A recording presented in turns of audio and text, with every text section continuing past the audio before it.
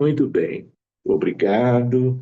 E é isso, gente. Hoje é a primeira segunda-feira do mês de outubro de 2025. E que coisa boa que nós já vamos nos encontrando de novo para o nosso estudo da mediunidade. Que sejamos felizes nas nossas intenções de aprofundarmos os nossos estudos. E eu vou então solicitar a Luciana, que já está aqui conosco, para ela cantar duas músicas que ela escolher e depois, no final, ela também vai poder cantar outras duas, se puder, né? Então vamos acompanhá-la, lembrando aquela questão de que, ao escutarmos a melodia, o nosso sentido é de oração. E lembrando o quanto o mundo precisa de preces, o quanto nós já podemos começar a doar, entregando aos amigos espirituais, com a nossa boa vontade, né?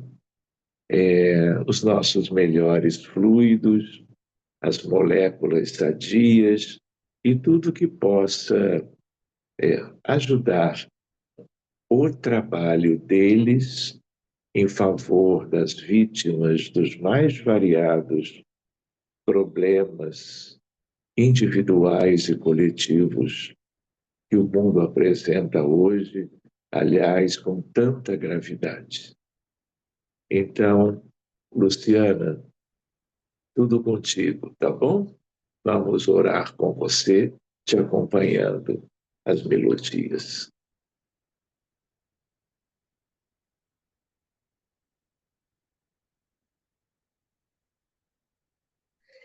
Eu não sei dizer para onde vão as almas das andorinhas. Eu não sei, eu não sei. Eu não sei dizer para onde vão perfume de tantas flores. Eu não sei, eu não sei. Eu só sei dizer que dentro de minha alma sinto a natureza cantando e chorando. Eu só sei dizer que sinto Deus sorrindo para mim, que sinto Deus sorrindo para mim. Eu não sei dizer para onde vão saudades e desencantos. Eu não sei, eu não sei. Eu não sei dizer para onde vão tristezas e alegrias. Eu não sei, eu não sei. Eu só sei dizer que dentro de minha alma sinto a natureza cantando e chorando. Eu só sei dizer que sinto Deus sorrindo para mim, que sinto Deus sorrindo para mim.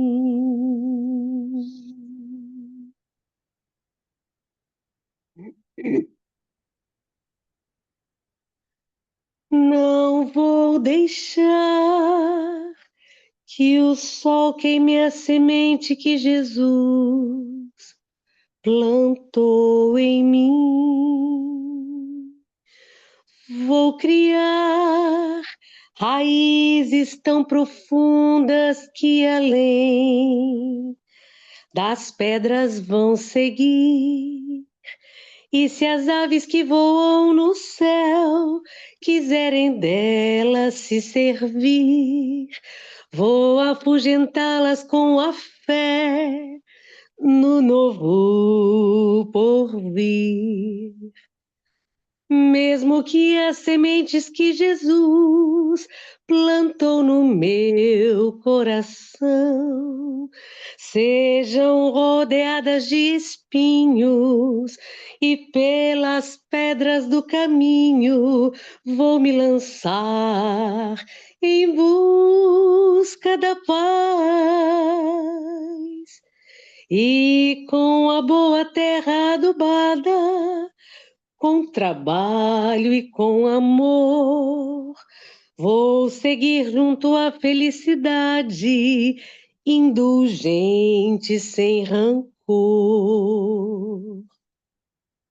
Então a semente vai brotar, vai crescer, vai florir, será permanente o cantar, o amor e o sorrir. Então a semente vai brotar, vai crescer, vai florir, será permanente o cantar, o amor e o sorrir. Não vou deixar que o sol queime a semente que Jesus plantou em mim.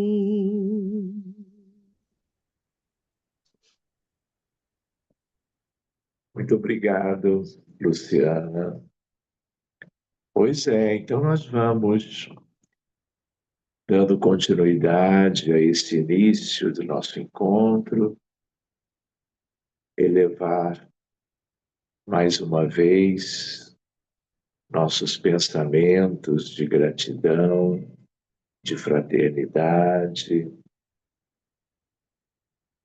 a todos os espíritos amigos que nos têm assistido nas nossas reuniões, que tudo seja proveitoso e enquanto estamos no estudo, as nossas vibrações sejam tais que continuemos ajudando, doando o que possuímos de melhor em conteúdos moleculares, fluídicos, vibratórios, energéticos,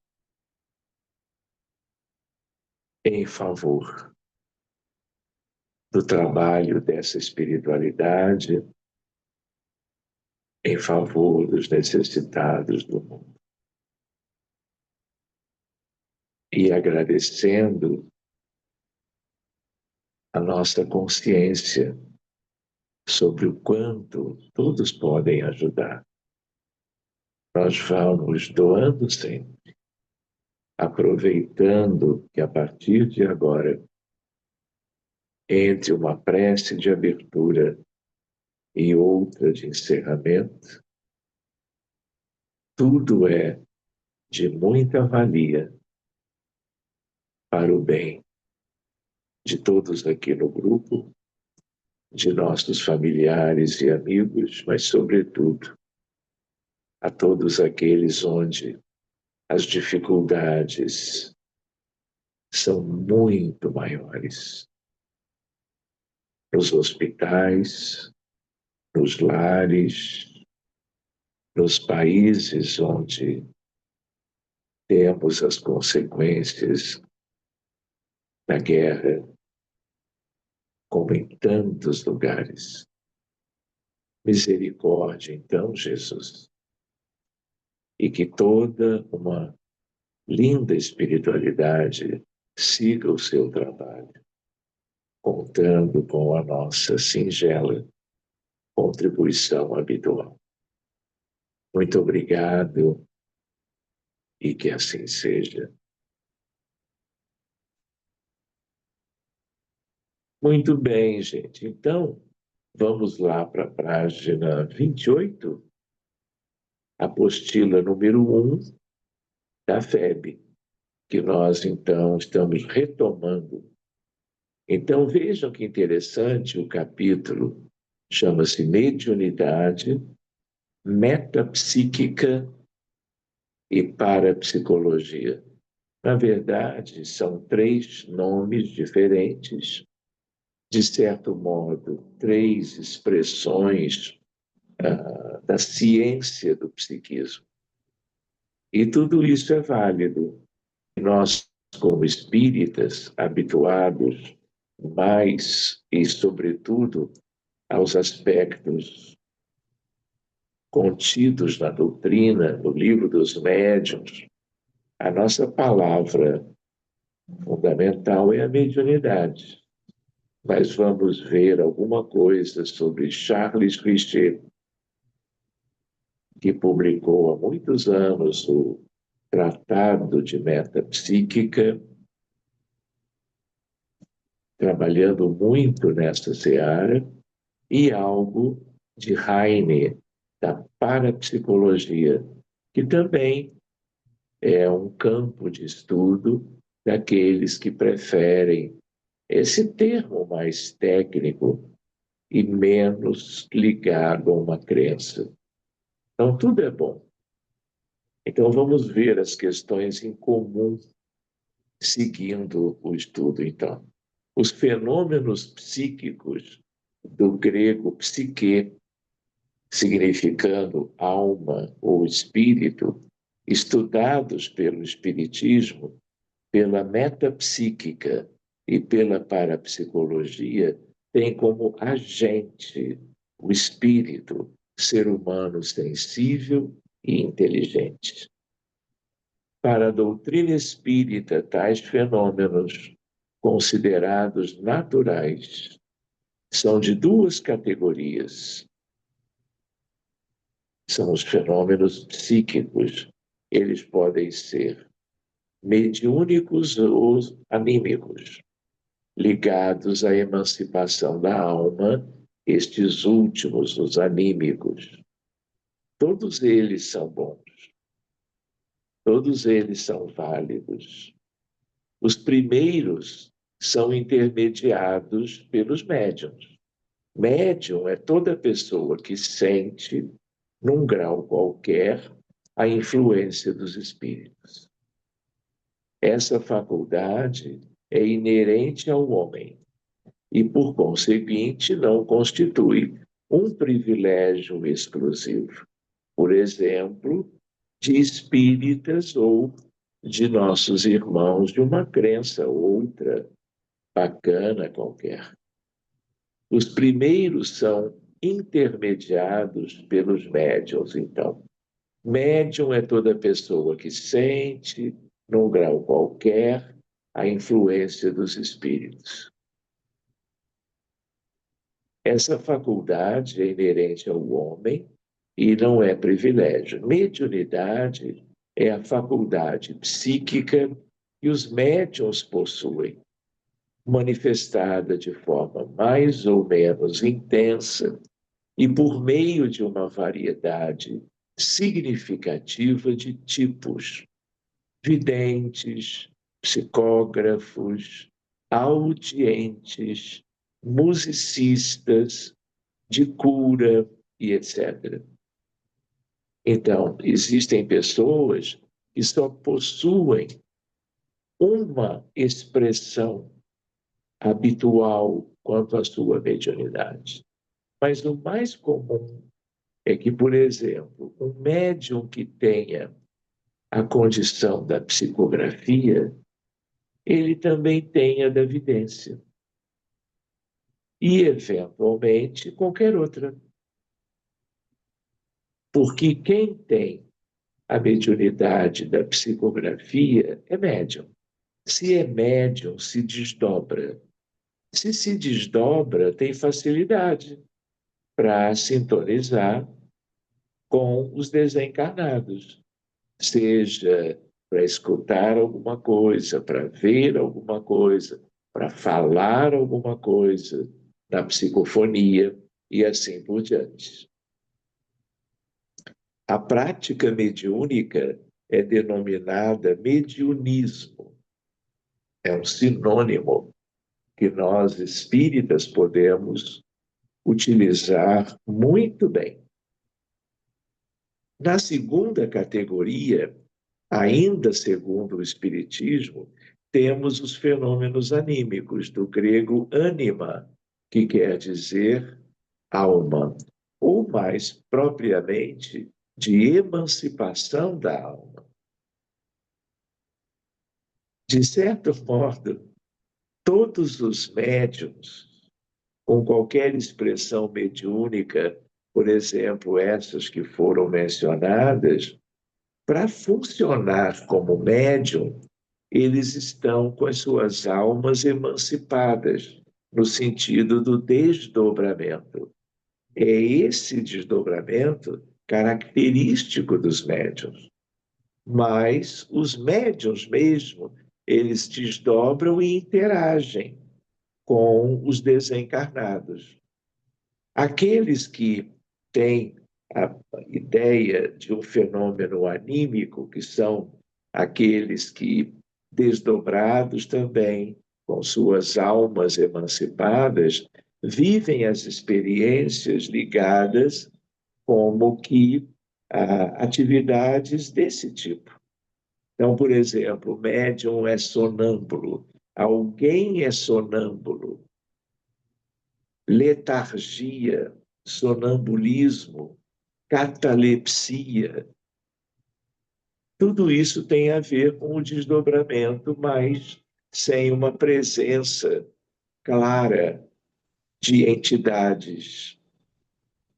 É como se o médium, emancipado no fenômeno anímico, ele trabalhasse sem necessariamente o intercâmbio com os desencarnados. Então,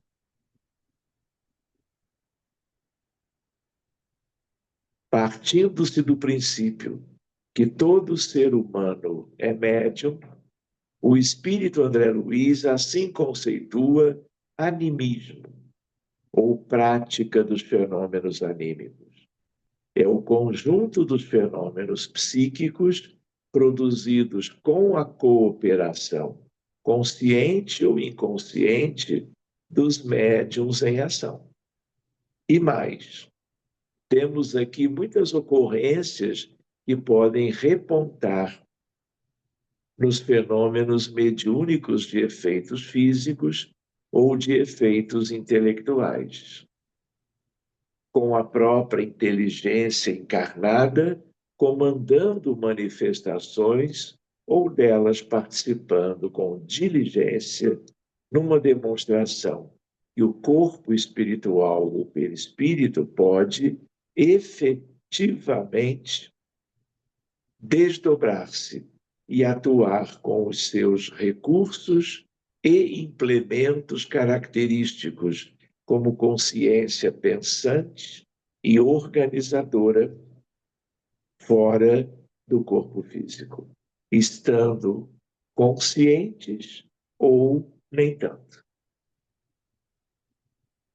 A metapsíquica ou metapsiquismo indica, segundo a psicologia, um corpo de doutrinas sem base no método científico que se funda na aceitação da realidade dos espíritos, fenômenos espiritistas, criptestesia e etc. E a parapsicologia é uma tentativa de aplicação dos métodos científicos a esses fenômenos usualmente inexplicados para a psicologia. Por isso é uma psicologia em paralelo, examinando de perto fenômenos diferentes do que aquilo do diálogo entre o terapeuta e o seu paciente, por exemplo. A metapsíquica foi fundada por Charles Richer. Reparem que ele nasce 7 anos antes da publicação do Livro dos Espíritos, primeira edição, que foi em 57. E ele vai muito bem até 1935. Então, ele é contemporâneo de Flammarion, de Leon Denis, de Delane, de Rustem, que, de certo modo, também foram contemporâneos, até certo ponto, do próprio Allan Kardec. Ele era médico francês e prêmio Nobel de Medicina em 1913, como conclusão dos seus estudos com médiuns e, sobretudo, com pacientes obsidiados, portadores de distúrbios mentais, conforme consta em sua obra Traité du Métapsychique, ou seja, Tratado de Metapsíquica no original em francês. Então, aqui, reparem, ele não ganha o Prêmio Nobel de Medicina de 1913 por essas pesquisas na área do psiquismo e dos transtornados mentais. O Nobel de Medicina dele está ligado à imunologia, está ligado a defesas por mecanismos imunológicos, que, claro, abriram uma porta maravilhosa para a medicina há mais de 100 anos atrás. Por falar em medicina, hoje, 3 pesquisadores ganharam o prêmio Nobel, esse mesmo prêmio, pelos seus estudos ligados à imunologia e a certos detalhes particulares em relação às defesas imunológicas. Então, Richer definiu a metapsíquica como ciência que tem por objeto a produção de fenômenos mecânicos ou psicológicos devidos a forças que parecem ser inteligentes ou a poderes desconhecidos, latentes na inteligência humana. Classificou os fenômenos metapsíquicos com base no estudo da mediunidade, em metapsíquica subjetiva e objetiva, tendo como referência, respectivamente, a mediunidade de efeitos físicos ou de efeitos inteligentes da própria proposta espírita de Allan Kardec. Ele depois se torna espírita, e aí ele passa a utilizar a terminologia kardeciana ou do espiritismo, que todos conhecem. Apenas para comentar, há uma possibilidade de que ele esteja reencarnado, trabalhando em coisas muito semelhantes, vamos dizer, ao que ele já vinha fazendo antes. A metapsíquica subjetiva abrange os fenômenos telecinéticos, palavra derivada de telecinesia, do grego tele, de distância, cinese, movimento. Significa capacidade de mover fisicamente um objeto com a força psíquica ou da mente, fazendo-o levitar, mover-se ou apenas ser abalado pela mente. Querem treinar? Podemos fazer um treinamento mais tarde, e aí as coisas vão começar a levitar. Mas isso pode ser mais adiante um pouquinho. Esses tipos de fenômenos psíquicos, na verdade, metapsíquicos, são denominados pela parapsicologia como TK ou PK. Repara que há sempre uma ideia, porque as origens são as mesmas, uma ideia de trocar os nomes, usar maneiras próprias que o pesquisador entenda que deva usar para rotular os fenômenos. Vocês vão ver, daqui a pouco vai surgir psicapa, psiteta e outras coisas. Pois bem, esses tipos de fenômenos metapsíquicos são denominados pela parapsicologia como TK e PK.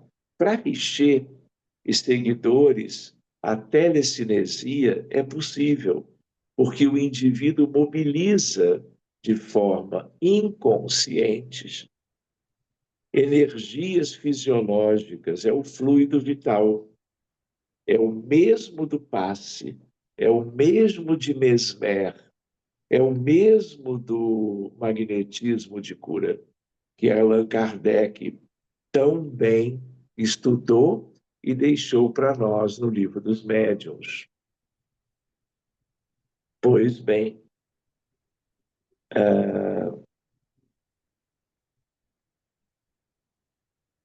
movendo. A telecinese seria uma exteriorização do psiquismo inconsciente. Inconsciente em termos, porque existem pessoas que podem fazer isto estando conscientes do que estão fazendo, projetando os fluidos para fora e atuando para gerar um movimento qualquer, uma ação à distância, distância relativa.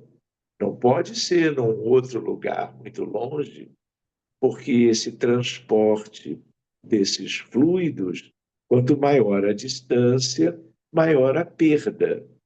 Mas no mesmo ambiente, é esse fluido da mediunidade dos efeitos físicos.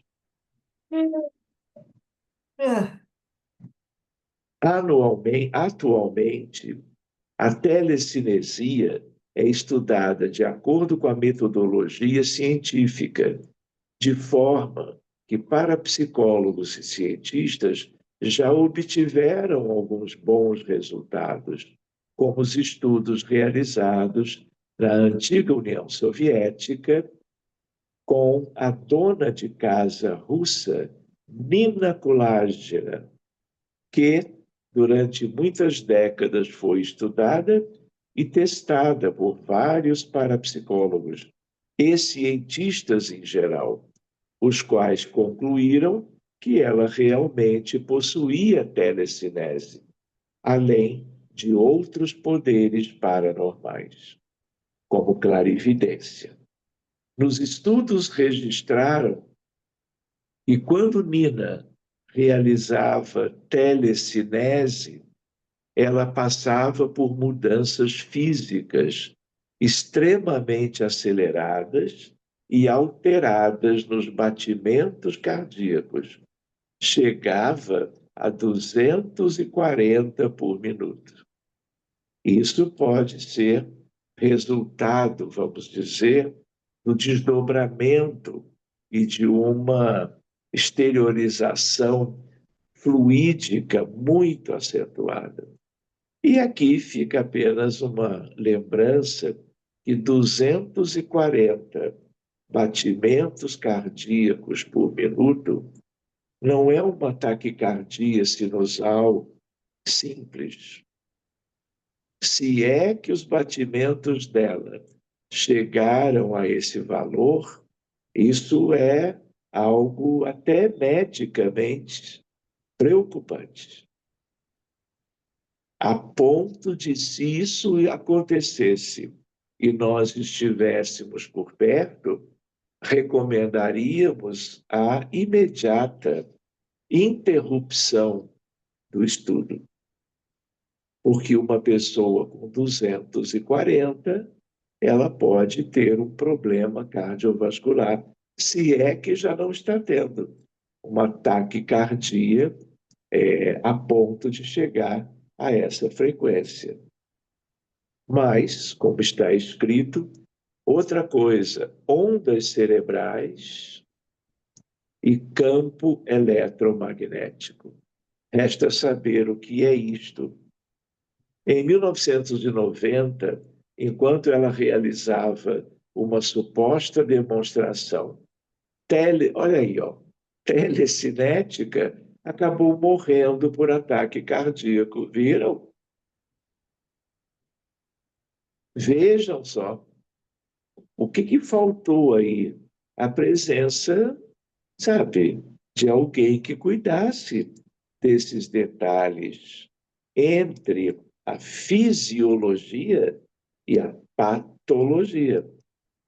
Se alguém faz 240 por minuto e tem alguma obstrução coronariana, a pessoa pode fazer angina, pode fazer uma crise, até um infarto do miocárdio, que uma das consequências é a morte súbita cardíaca. Uma lástima isso. Não é alguém sendo investigado como ela para questões espirituais, psíquicas, os colegas lá fazerem de tal maneira que colocaram a pessoa com risco da própria vida. Enfim, seguindo adiante, a metapsíquica objetiva refere-se a uma classe de fenômenos denominados de criptestesia, termo criado por Richer para especificar o conhecimento que algumas pessoas obtêm de acontecimentos ou fatos presentes ou e futuros, e às vezes incursões ao passado também, por intermédio da percepção paranormal, isto é, sem ação dos órgãos dos sentidos. Vocês imaginem uma pessoa acompanhada por um pesquisador espírita, entre uma prece de abertura e uma prece de encerramento, para trazer a segurança pela presença dos bons espíritos. Essa pessoa, quando desdobra, ela pode, por exemplo, ser encaminhada a um lugar bem longe de onde o encontro estava acontecendo, a reunião, a pesquisa. Então, se a pesquisa é numa cidade qualquer do Brasil, a pessoa, por causa do interesse de pesquisa, o orientador, pesquisador, pode induzi-la a ir ao Egito. Então, aí é um deslocamento espacial para um lugar próprio lá do norte da África. Mas mais do que isto, dependendo das condições do pesquisador, ele pode levá-la ao passado no Egito, que pode ser mais ou menos antigo, para pesquisar questões ligadas à história. Então, por exemplo, eu já vi isso de perto. A pessoa pode, levada por uma equipe de bons espíritos e com a ação de um coordenador, por exemplo, para perto de uma pirâmide egípcia, no lugar chamado Gizé, Pirâmides de Gizé. São 3 as mais conhecidas: Quéops, Quéfren e Miquelinos. E ali a pessoa pode fazer uma leitura de hieróglifos. Só que ela, se estivesse ali encarnada, ela não saberia fazer a leitura, mas desdobrada e com todo um envolvimento benéfico, ela pode, por uma vivência prévia, ler o que está escrito em hieróglifos e traduzir para a língua portuguesa e um gravador convencional registrar o que ela diz, ou ele. Então, aqui ele fala em futuro e presente, mas também pode ser algo do passado. Seja qual for o lugar na Terra, não é? De tal forma que tivemos muitos povos antigos, muito ricos de conhecimento, não é? Os druidas, por exemplo, os gregos, enfim, só para nós pensarmos, por intermédio da percepção paranormal, isto é, sem ação dos órgãos dos sentidos. Quem está percebendo é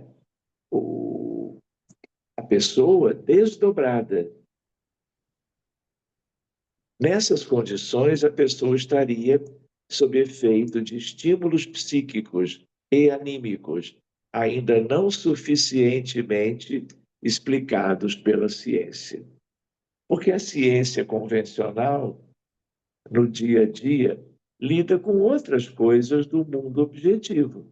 Nobel de medicina, Nobel de química, de física, o de física sai amanhã, enfim, de literatura e, por último, o Nobel da Paz. Mas não é apenas a nível dos prêmios Nobel, a nível do conhecimento, de um modo geral.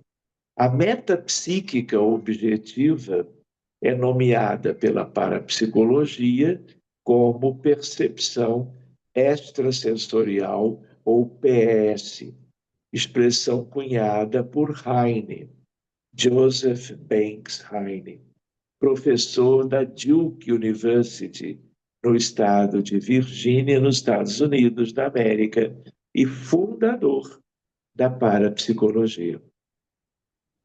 Eu diria, mentes brilhantes. No século XX, surge a parapsicologia, também conhecida como pesquisa psi. A parapsicologia, do grego para, além de, mais psique, alma ou espírito. Mente, essência, mais logos, estudo ou ciência. Significa literalmente o estudo do que está além da psique, viabilizado por indivíduos popularmente conhecidos como sensitivos ou psíquicos.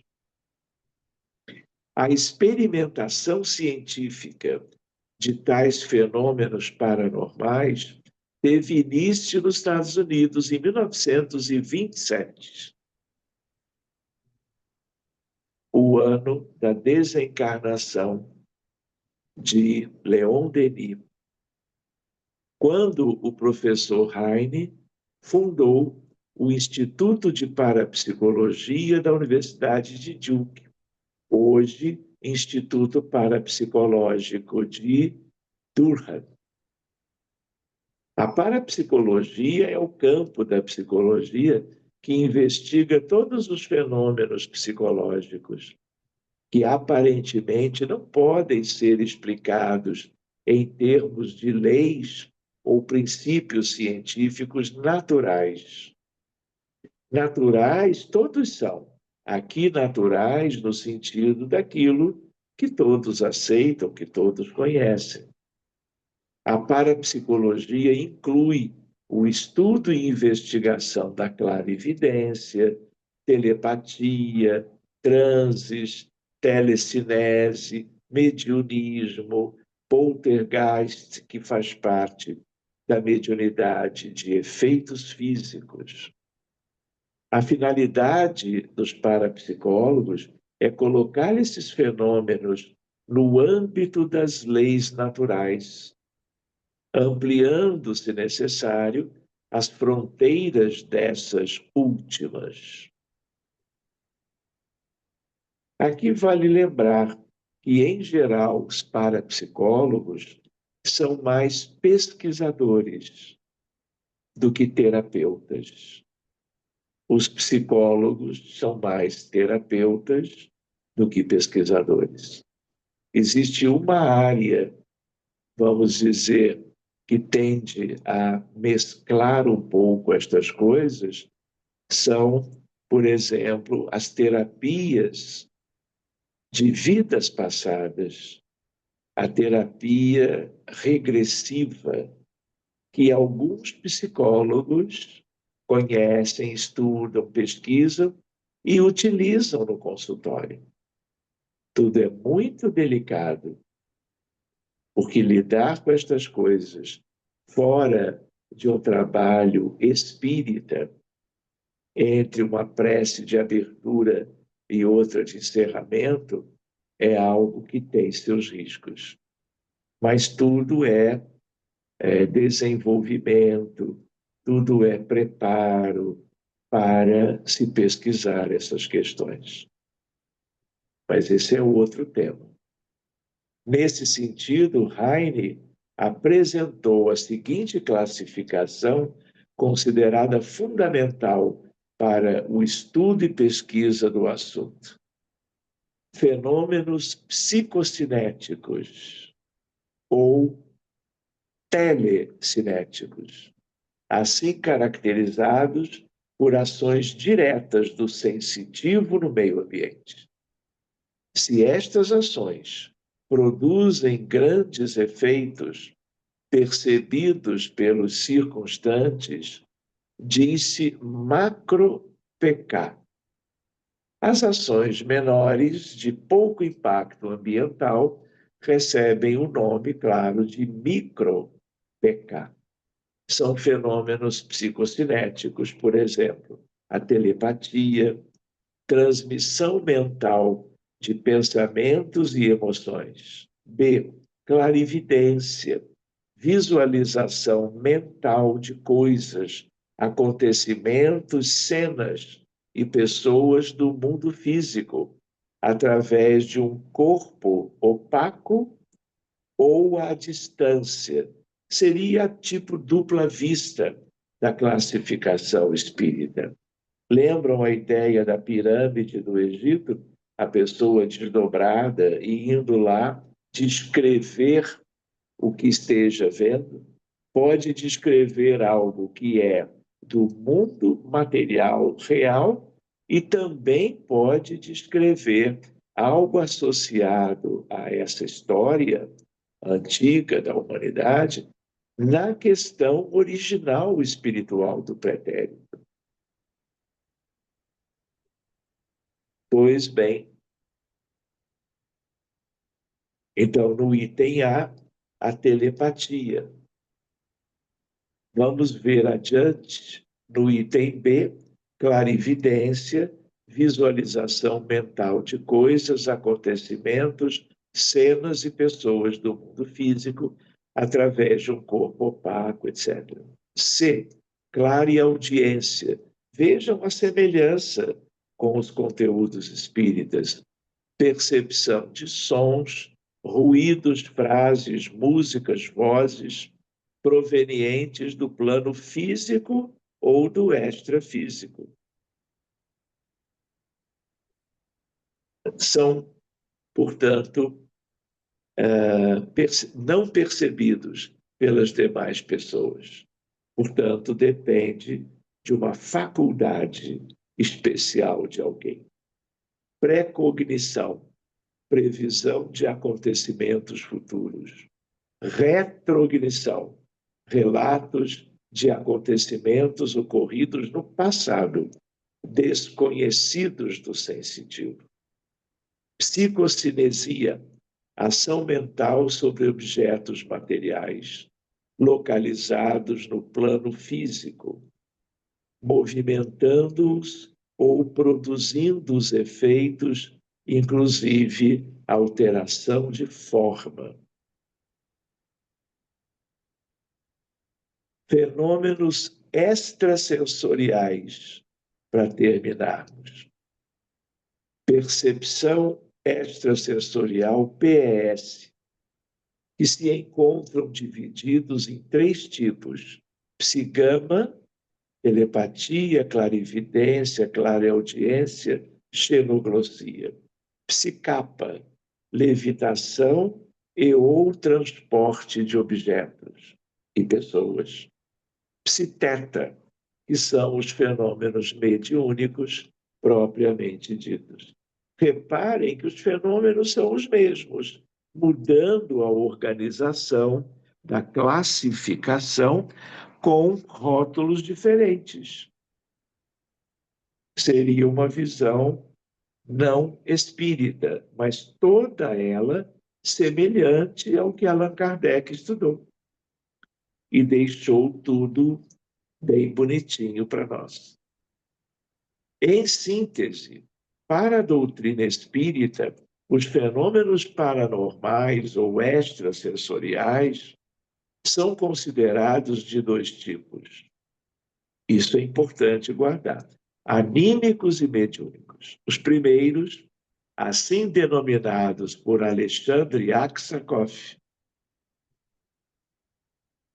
e viveu também no século XIX, na Rússia e depois em outros países europeus, diplomata e filósofo russo que, ao se apropriar da expressão ânima, alma, designa os fenômenos paranormais produzidos pela própria alma humana, de anímicos, os quais o codificador preferiu chamar de fenômenos de emancipação da alma.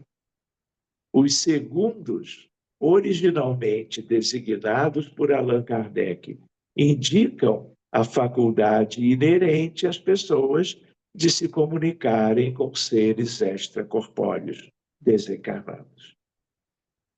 Para o Espiritismo, os fenômenos mediúnicos podem apresentar 2 formas de manifestação: efeitos físicos, que revelam ações de impacto no meio ambiente, e as intelectuais, cuja manifestação exige certo grau de elaboração mental e de interpretação intelectual. Contudo, importa assinalar a prática espírita manifestada na forma do mediunismo e do animismo fundamenta-se necessariamente nos parâmetros de moralidade expressos no Evangelho de Jesus. Pois é, meus amigos. Então, como nós estamos encerrando o tema número 2, vamos deixar o 3 para a semana que vem, dia 13, e nós podíamos agora, porque é um intervalinho que temos, para vermos as dúvidas, as observações, comentários, algo que tem a ver com o estudo de hoje, mas que pode ter a ver com qualquer aspecto da nossa ciência, que é a ciência da mediunidade. É a ciência dos espíritos, dos espíritas, da doutrina espírita. Então, quem deseja, quem ficou com alguma dúvida, diga, Sérgio. Doutor Sérgio, boa noite a todos. Eu tenho uma dúvida no parágrafo da página 28, de telecinesia, que dizia que o fluido vital estava impregnado no objeto. Então, quem estiver fazendo, operando esse tipo de telecinesia, ele não seria o fluido vital da pessoa, mas o que está impregnado no objeto, é isso? O que está impregnado no objeto é da memória do objeto. Então, lugares onde as pessoas guardam móveis, utensílios e coisas bonitas e expõem à venda, não é, em antiquários, todos esses objetos são impregnados quanto ao que as pessoas pensaram, sentiram, experimentaram, viveram e impregnaram os tais objetos. Por isso que tem pessoas que são muito sensíveis, Sérgio, que não aguentam ficar em lugares como os antiquários, porque começam a perceber como que as vibrações, a memória desses objetos. Então, isso é uma coisa. A outra coisa é a psicocinésia, no sentido de alguém, pela sua vontade, com o seu ectoplasma, o seu fluido, direcionar para aquele objeto e fazer aquele objeto se movimentar. Ou então, espíritos desencarnados de qualquer qualidade moral, utilizando os fluidos do ambiente, por exemplo, de médiuns de efeitos físicos, e eles tomarem a iniciativa, capturando os fluidos dos que estão presentes, basta um que tenha boa quantidade para doar, e aí o desencarnado ou o grupo, eles vão movimentar aquele objeto. São fenômenos inusitados, são fenômenos raros e que não são do dia a dia do centro espírita, basicamente. Mas nós temos que valorizar as pesquisas nessa área também. É claro que o objetivo fundamental da mediunidade e do animismo é o benefício das pessoas num mundo de sofrimentos. Mas isso não quer dizer que não se possam criar grupos de pesquisa em várias áreas. Só para lembrar, Sérgio, eu me lembro assim, uma época no reencontro em Copacabana, e nós tínhamos as reuniões de fluidoterapia presenciais. E aí, uma parte da reunião, durante um pequeno período, pessoas que sabidamente eram médiuns ostensivos, nós deitávamos essas pessoas e, através de passes longitudinais, o objetivo era retirar fluidos para permitir o ectoplasma para materializações luminosas. E o ambiente era para ser, e era em penumbra. E aí eu me lembro que eu tinha uma filmadora que filmava em infravermelho, para que não precisasse da luz ambiente. E a pesquisa era para ver se havia o ectoplasma saindo daquele que estava, ou daquela, deitada, recebendo o passe para a retirada fluídica.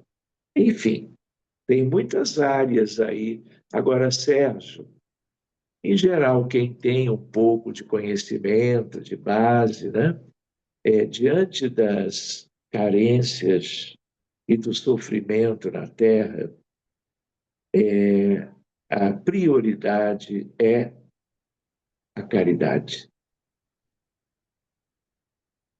Então, essas pesquisas elas têm sido relegadas a um segundo plano, mas que são interessantes, são.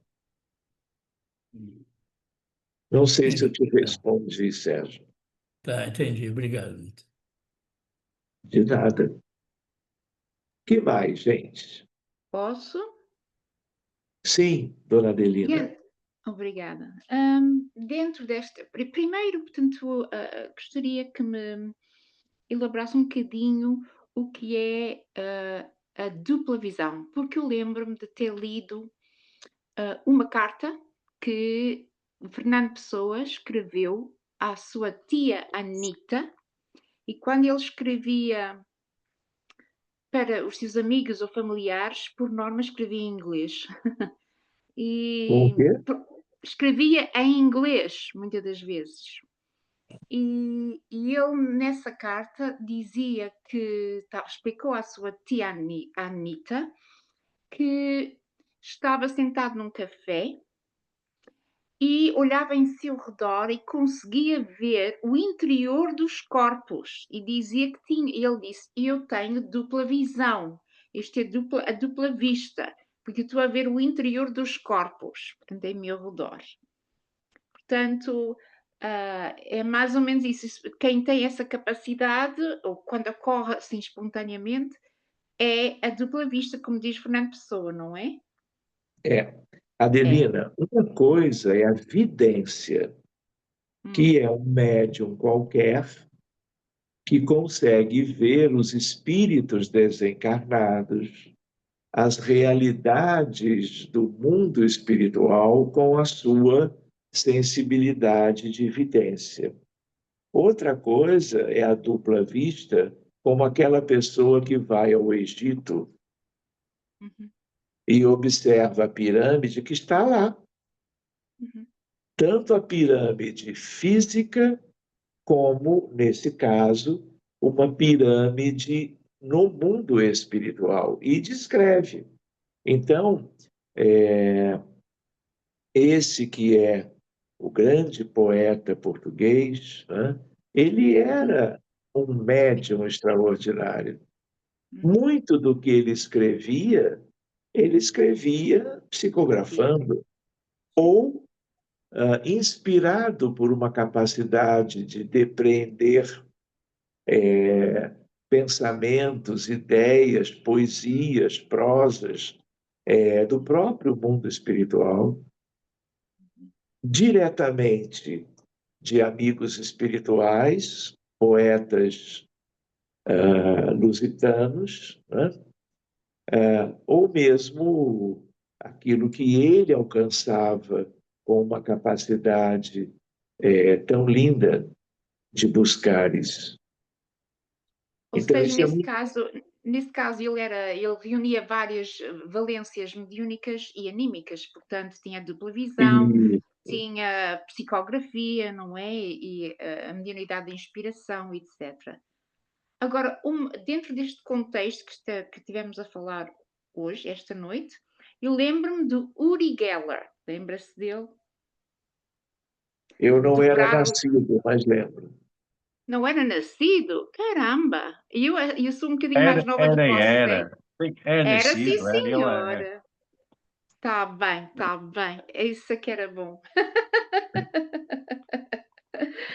Portanto, Uri Geller, e portanto, eu sei que mais tarde eu cheguei a ler, a ouvir uma entrevista dele já há bem anos, depois do seu apogeu, digamos assim, em que ele falou que acho que foi usado, houve tentativas de usá-lo, não sei se foi a Mossad ou foi a CIA, um dos dois que tentaram usá-lo para aceder, não é? À distância, exatamente, lá está a história, portanto, essa dupla visão, não é?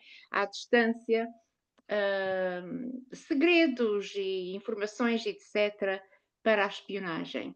Mas, voltando um pouco àquilo que o Sérgio, não é o Sérgio, o irmão Sérgio, falou, portanto, ele ficou famoso porque ele dobrava garfos e colheres e essas coisas todas, não Me é? lembro bem, ele entortava com muita facilidade, né? Colheres pequenas, assim, garfos também. Então, nunca se soube exatamente se aquilo era verdadeiro ou era um processo de magia, de ilusão de ótica, muito Hum, bem feito, como que por um especialista, não é? Tanto é que depois ele aparecia na televisão, sendo uhum, entrevistado, fazendo lá aquelas demonstrações. Aquilo nunca foi muito adiante, no sentido de um estudo sério dos mecanismos, mas ele se tornou muito conhecido, sim, não sim, é? sim, sim. Como se fosse alguém com o potencial de mexer na matéria. Hum, Isso tem a ver com o que nós estamos estudando, se aquilo era real, porque uhum. podia ser uma coisa ardilosamente feita para Construída. Sim. iludir, ganhar fama e etc. Que Deus o tenha, Uhum. tomara que tudo tenha sido autêntico, verdadeiro, tomara. Agora, Mas se pensar bem, faltam hoje, né, depois de tantas décadas, outros pesquisadores ou pessoas capazes de trabalhar desse modo, não é? Porque é raro, mas existe. Hoje, se você vai a certos programas, você vê pessoas se apresentando como dentro da mágica, apresentando coisas inacreditáveis uhum. e que nada tem a ver de mediúnico, anímico, espiritual. São ilusionistas de uma qualidade excepcional. Por exemplo, Mas American Got Talent, British Got Talent. Volta e meia, eles estão se aparece, apresentando. aparece, aparece. Mas uma das coisas que o Yuri Geller falou, e que de facto não foi o único, não é verdade? Ah, falou-se muito, e houve outros, portanto, que passados 50 anos falaram sobre, portanto, projetos desenvolvidos pelos serviços secretos, quer, portanto, da União Soviética, quer, portanto, da parte americana, para aceder à longa distância, a Sem Mossad também, dúvida. sim, portanto, usando essa capacidade, digamos, de dupla visão à distância, não é? Como ele viveu numa época, como nós teríamos hoje também, de muita polarização, eles buscavam essas pessoas diferentes para que elas tentassem acessar os arquivos do interesse do lado contrário. Ah, Mas isso nunca foi muito adiante, pelo visto. Que mais, gente? Eu já Obrigado, agora, dona eu Adelina. falava um bocadinho dessas experiências, porque na altura, eu acho que esse Uri Geller, eu acho que ele tinha mesmo essa noção do quanto uma corrente mental ou magnética podia intervir nos objetos. Porque eu lembro-me aqui em Portugal, falou-se muito que havia pessoas, ele havia uma altura, eu estou-me agora a recordar, que ele punha as pessoas a mentalizar, por exemplo, relógios que não funcionavam, e passavam a funcionar. Eu lembro de ouvir esses registros aqui de pessoas em Portugal e a dizer que funcionava. O que é que ele fazia? Ele fazia uma espécie de corrente mental magnética. Ele preparava as pessoas e todos em casa, não é? Ou seja, agora hoje sabemos que seria, entre aspas, uma prece conjunta, não é uma prece, mas seria uma força magnética conjunta e que havia fenómenos que as pessoas sentiam em casa que descreviam que tinha funcionado algo positivo para elas. Então, digamos, uma corrente alinhada, não é? E ele a transmitir para um país onde estão a ter uma grande audiência. Aquele foco de intenção, portanto, há toda ali uma energia canalizada que, efetivamente, sendo manobrada para o bem, neste caso, podia ser para o mal, mas que efetivamente pode produzir um efeito esperado. Então eu lembro que ele fazia isso, ou seja, ele preparava a população e agora vamos fazer um exercício qualquer e depois pedia para mentalizar e as pessoas mentalizavam cada um em sua casa. Eu lembro que ele falava muito num relógio variado, antigo, e lembro de ouvir pessoas a dizer que o relógio passava a funcionar, aqueles dos ponteiros. Portanto, agora, pronto, mas que não é de duvidar que todos em uníssono a emanar o mesmo propósito, que haja uma força, lá está, mental ou magnética, que seja assertiva para um objeto em comum, não é? Com Então, certeza. Isso pode ser algo promovido por ele próprio com o fluido vital exatamente. dele e com a vontade dele de interferir em ponteiros de relógios, por exemplo. Ou E então, aproveitando até a energia de todos que estavam ali a mentalizar, não é? é Para verdade, um foco. é verdade. A outra alternativa é ele oferecer o fluido vital dele como médium de ectoplasmia e os amigos espirituais irem lá ou onde fosse movimentar com o recurso do fluido dele.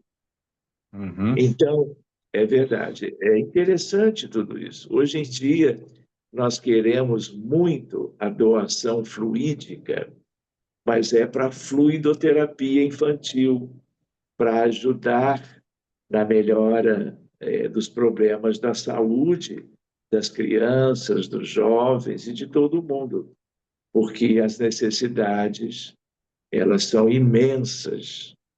Então, nós precisamos de doadores de fluidos generosos para que a espiritualidade, com esses fluidos, ajude muitas pessoas, presentes ou não, nas nossas reuniões.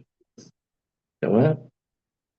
Então, queridos, eu vou pedir para qualquer outra dúvida, deixamos para a próxima semana, e aí podíamos pedir de novo a Luciana para cantar mais 2 músicas, e aí nós vamos concluir o estudo de hoje. Pode ser? Então vamos acompanhá-la. Vamos doar também, já que o assunto sempre foi esse, né? Hoje, vamos doar o nosso melhorzinho também, porque os nossos amigos com certeza estão pertinho. Antes que a Luciana comece a cantar, eu só queria trazer aqui que é uma coisa, não há coincidência, mas que de facto eu não sabia, não é? Portanto, porque eu estou aqui e o Paulo Pinheiro está em Portugal. Temos os dois, portanto, em alturas diferentes, em dias diferentes, quer no estudo, quer na terapia, em dias diferentes, acabado por ver muitas vezes no fim dos trabalhos, portanto, o irmão Stephen Hawking. E de vez em Legal. quando ele deixou uma breve mensagem e depois ponho no Telegram.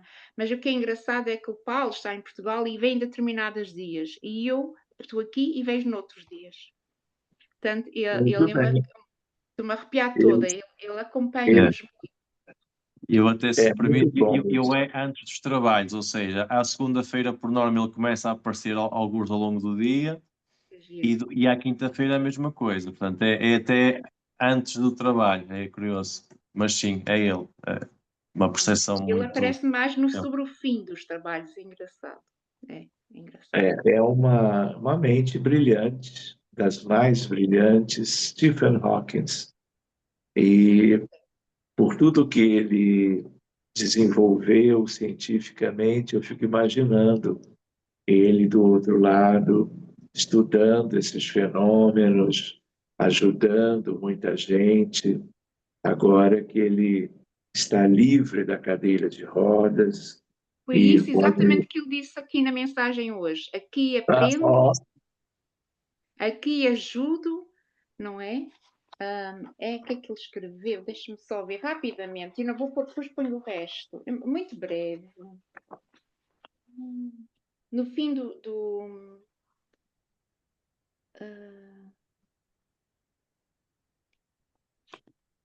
Desculpe.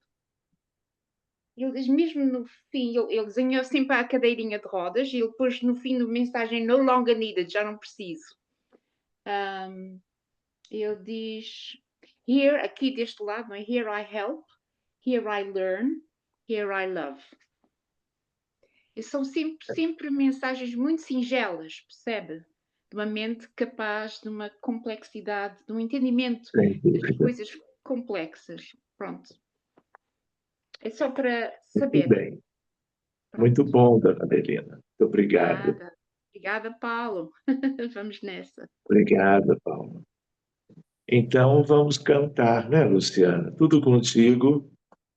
As duas músicas de gratidão, de conclusão da reunião, que seja todo um mecanismo que os benfeitores usem para ajudar todo mundo que seja possível nesses minutos. Se quiseres sentir a paz dentro de ti, escuta, meu irmão. Faze silêncio e espera que volte a primavera na força da oração. Transforma teu soluço em risos de esperança no amanhã que vem. Depois da tempestade surge sempre a bonança, agora o mais além. Em tua longa estrada, só tu tens o poder de transformar espinhos em flores perfumadas, que ao sol da confiança enfeitem teus caminhos. Olhando ao teu redor, verás que almas tristes te pedirão amor. Tua tristeza esquece, sorri, ampare e aquece, seja o irmão quem for. Sofrendo chuva e vento, trigo doura o campo, sem falar de tua dor. E quando a nuvem passa, a terra generosa desabotou em flor. Imita a natureza que se desfaz em luz até o entardecer. E quando a noite chega, no céu acendem estrelas até o amanhecer.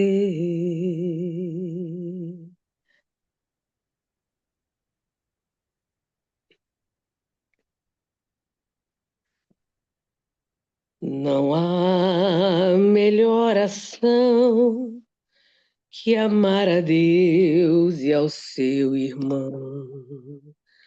Não há melhor ação que amar a Deus e ao seu irmão. Com José Grosso aprendemos a verdade, a servir a humanidade, minorando os males teus. E quem nos segue no calor desta campanha, fique certo que acompanha tua marcha para Deus. Não há melhor ação que amar a Deus e ao teu irmão. Não há melhor ação que amar a Deus e ao seu irmão. Com Jesus Cristo aprendemos a verdade, a servir a humanidade, minorando os males teus. E quem nos segue no calor desta campanha, fique certo que acompanha tua marcha para Deus. Não há melhor ação que amar a Deus e ao seu irmão.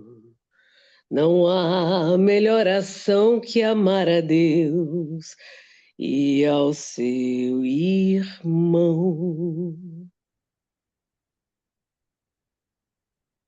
Muito bem. Você mencionou